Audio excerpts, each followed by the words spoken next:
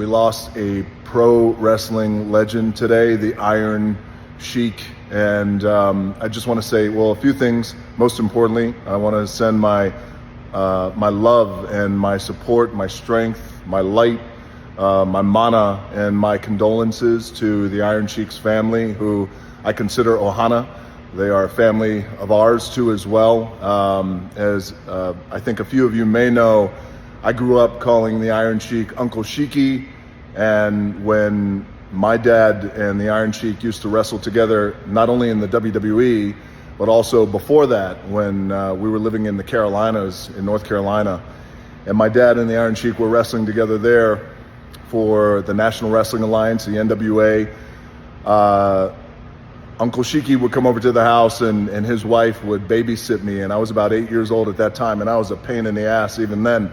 So God bless that woman, his wife Carol. Thank you, Carol, for putting up with all my shit as a kid. I hope you guys are staying strong, and again, I'm so sorry to hear the news. And I will say this, as someone who has professional wrestling in his blood, and had it not been for the world of professional wrestling, I would not have the life that I have today, because it was everything. And my grandfather was in pro wrestling, my dad, my cousins, my grandmother, everybody, you name it. So as a man who loves professional wrestling, I want to take a moment to acknowledge the Iron Sheik and all of his accomplishments. And of course, there are so many Iron Sheik stories that are just classic and legendary as the man himself. I'll share this really quickly with you guys. So when I first started as a rookie in the WWE, it was a WWF at that time. In the world of pro, there is no world like pro wrestling. And when you're a rookie,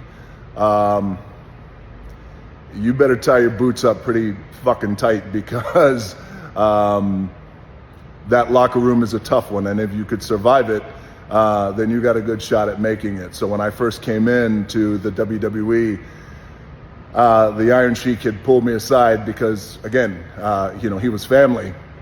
And he said, "Baba, let me tell you something." He said, he had this great accent. He said, "You come into the locker room, you sit down, you shut your mouth, you don't say anything, and you just watch and you learn. And then," he said, "and then you understand who the good people and who the jabronis." And then, by the way, as simplistic as that sounded, it was true. I sat there every night in the locker room, I'd shut my mouth and I'd just watch and I'd learn. And of course, a couple of years later, when I became The Rock, I borrowed the term jabroni, and The Rock says, "You jabroni, shut your mouth and know your role." Oh, I use that word, that jabroni. And by the way, jabroni became a fixture in lexicon. I believe it's in the Webster's dictionary now, and they give me credit for it. No. The truth is, all the credit goes to the Iron Sheik, because that was his word. He used it. I just happened to come along and, start saying it in my promos. "You jabronis!" But Iron Sheik, thank you. Thank you for the memories. And perhaps more importantly, thank you for paving the way for guys like me who love pro wrestling. So thank you, Iron Sheik, for the memories. You are a legend. You will be missed, but never forgotten.